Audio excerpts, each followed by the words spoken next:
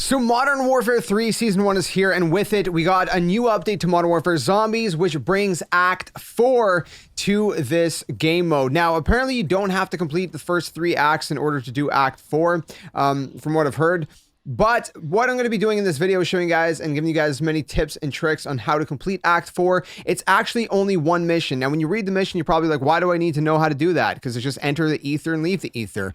There's a lot you need to know about this. It is not easy. It's going to put your skills to the test. I highly recommend trying to squad up with people if you can. If you can't, hopefully you're at least a seasoned veteran at zombies and you know what you're doing, because it's going to put you to the test. Now, I just want to put this aside right away. What you're going to be facing inside of the ether is going to be level 2 zombies, but there are going to be a lot of them. I mean, a ton. There's going to be a ton of them. There's going to be a ton of special zombies. Special zombies like the mimics and the manglers and the disciples and things like that. And then there's going to be a boss we're going to have to fight at the very end. So, when we get to the boss section, I will try to give you a little bit of a heads up in terms of, spoilers and stuff, but I'm going to give you as many tips and tricks as I can leading up to that point, as I possibly can. So if you do enjoy this video, if you appreciate it, if you find it useful, be sure to leave a like, subscribe for more. It really helps out the channel. And let's go ahead and jump straight into this. Now, first things first, when you do load into the game, I don't go ahead and do this yet, but I'm going to explain how this works. So what you're going to want to do in order to, kick things off is if you look in the sky, there's going to be a big purple cloud. If you head over to that purple cloud, what's going to happen is you're going to see there's going to be sort of like a storm, but just kind of like a little bit away from the purple cloud, like not very far at all. There's going to be this like triangular looking kind of portal, and if you walk up to it and hold square, if you're on PlayStation, whatever your keybind is on any other platform, you can interact with it, and you got to open up your TAC map. So again, if you're on the PlayStation, you're going to be pushing the touchpad to bring open your map, and you're going to hold triangle to accept the mission, to basically go into the ether. So that's how you're going to access the ether. Now, this is just for the story mission. Obviously, later on, once you complete the story mission, as we've already heard, you're going to need to get these things called sigils and different things like that in order to enter the ether area. But for the actual mission, you don't need any of that. You can just go straight there if you want to. Now, in terms of what to bring in, that is up to you. Obviously, if you have any kind of wonder weapon schematics, such as the ray gun or such as the the wonder waff or whatever, bring those. Maybe those would be very helpful. I would highly recommend getting the Pack-a-Punch level 3.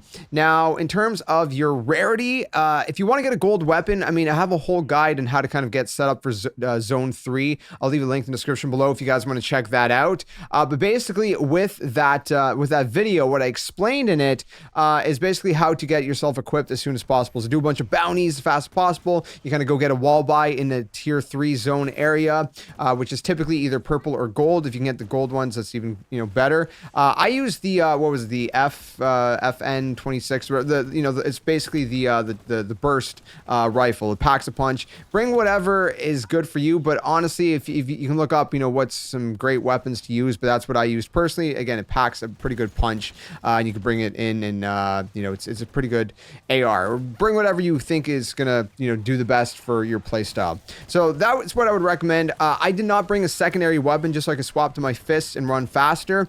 Bring as many perks as you can. I would highly recommend having stamina up, although it's not necessary as much as the tier 3 zone, but it's definitely useful.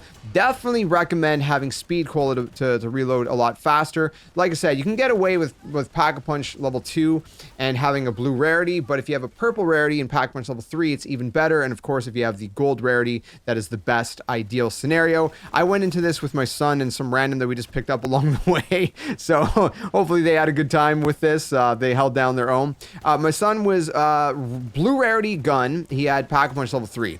I was purple rarity gun. We had the same gun, the FN26 or whatever it's called.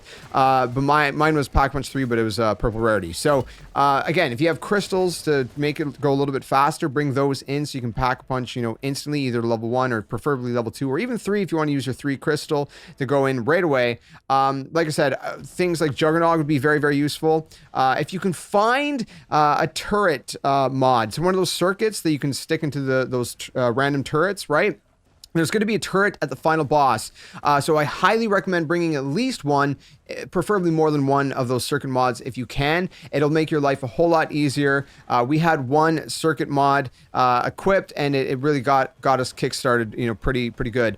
In terms of what to bring for your fields upgrade, I would use Healing Aura, personally speaking, because Healing Aura is just kind of the best bet in my opinion, especially if you are with other people, because it can, you know, automatically revive them if need be.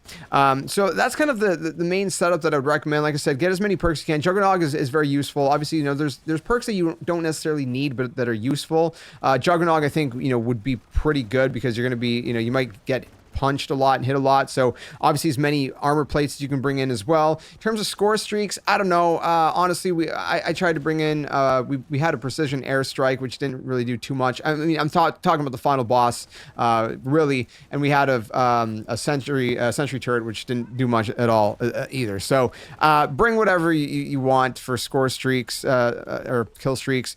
You know, I don't know. It's mostly if you have any trouble before the boss, then it's mostly for that. So basically the gameplay you've been seeing up on screen is from the mission, and you can see there's 4 different locations we got to go to, and it just shows you automatically once you enter the ether zone where you got to go, and there's these 4 pillars you kind of go up to and you activate, and you got to collect souls. You got to kill zombies close to these pillars, and they all kind of vary in difficulty, I think, which is kind of weird, because one of them feels a lot more calm, one of them feels a lot more chaotic, and the other 2 are kind of somewhere in between. I would say, personally speaking, it is kind of, you know, close quarters as well, so you got to be careful. I would bring in decoy grenades, personally speaking. If you end up finding monkey bombs along the way, great. It's also worth noting there is a pack punch machine in this zone, so you can pack punch there as well if you didn't get to as you know, prior to. Also, shooting those little kind of pink crystals you see scattered around, so there's kind of more pinkish, smaller crystals, and then there's the bigger kind of like bluish purple crystals that you cannot destroy. You can destroy the smaller pinkish ones. They'll drop stuff like armor plates and different kinds of tacticals and lethals and different stuff like that, you know, so that can help you a little bit as well. There are also ammo resupplies scattered across, but you can't really see because the map is all kind of staticky and whatnot. So you can't really see where they are exactly. You can kind of sort of make them out on the map a little bit, so you can, you know, try to find them, but it's a little bit tricky.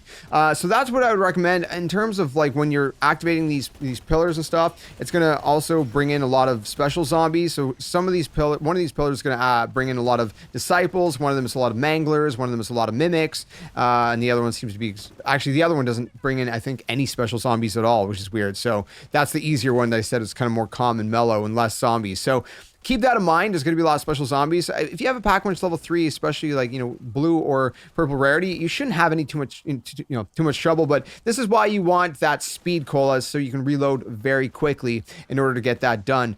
So that's pretty much that for those 4 sections. Now, if you don't mind spoilers, I'm going to talk about the final boss. We're going to go into the final boss section here. So I'm going to kind of explain how we went about kind of defeating it. If you don't want spoilers, then, you know, go ahead, try it for yourself, and if you have trouble, come back. All right, if you're still here, we're going to go ahead and jump straight into this. So the final boss is the worm again, but this time it's an ether worm, and it's a lot more powerful, and it's just crazy and psychotic. So what it's going to basically do is it's going to move all around the map. So when you go, it says leave the ether after you do the 4 pillars and whatnot, but it kind of, you know, tricks you, and then the worm spawns. If you kind of go up on the bridge a little bit, you're mostly safe, but sometimes the worm can kind of, you know, burrow, and it'll come up there once in a while.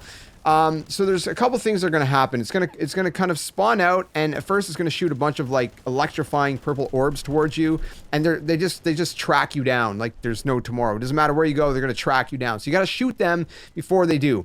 In terms of the boss, you're going to shoot the weak points, which are kind of like the glowing purple kind of sliver circular areas on the side. So there's some on the left side, some on the right side, and those are its weak points. You want to shoot that in order to do damage on the boss. Now at some point the boss is going to burrow underneath in the sand, and what you're going to want to do at that point is avoid it, because it's going to try to look for anyone who's around, and if it finds you, then it's going to eat you. Now I didn't know this, but apparently my son was able to actually jump out of its mouth, but everything's getting so chaotic that it's very hard to kind of see what's going on. So if you can get out of its mouth and jump out, great. If you don't, it's going to down you. So that's kind of unfortunate. I ran this solo at first, and I got to the boss. The boss ended up eating me at some point, and I didn't know you can get out of the mouth. and it was just game over. So try to get out of the mouth somehow, shoot and jump, whatever. Find your way out of that mouth if you can get out of its mouth, because it's going to destroy you.